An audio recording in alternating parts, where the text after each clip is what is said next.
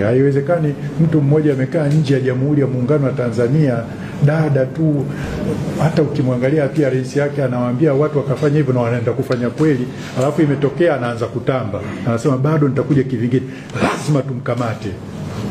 Mimi nakwambia DPP, huyu lazima tumkamate. Tuangalie kama tuna extradition agreement with the United States, tuangalie tu, tutafikiri tu. Lakini hawezi yule kututambia kwa kiwango hicho. Yani ana admit kwamba hicho yeye ameengineer kukifanya na bado atafanya zaidi. Sasa sisi tunamwachaje? Haisema nianze na hilo kwa sababu baada ya kuwa pale nimeitwa na nimeshatoa majukumu. Moja wapo ni hilo, kuliangalia hili kisheria, lakini umeniongezea na kidiplomasia.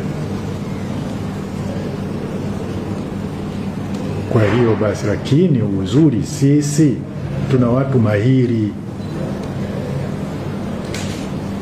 Tuna watu mahiri, yani kuna watu wana akili, sijui kama kitu gani.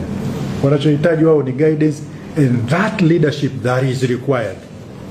Feed them, bas, motivate them. Hiyo solution itapatikana ya kisheria na hata kama ya kidiplomasia. CPD yupo, DPP yule pale, katibu mtendaji yupo kwenye masuala ya sheria, Solicitor General yupo, katibu mkuu wetu huyu hapa, so humble, very passionate. Nisema tumeona mali za watu binafsi zimeharibiwa, tumeona mali za umma zimeharibiwa, including yani gari la ofisi ya mwanasheria mkuu wa serikali linachomwa moto. Haiwezekani. Si ndio JG? Ndio. Nimeambiwa kwamba na gari yetu nao limechomwa moto, dereva kakimbia.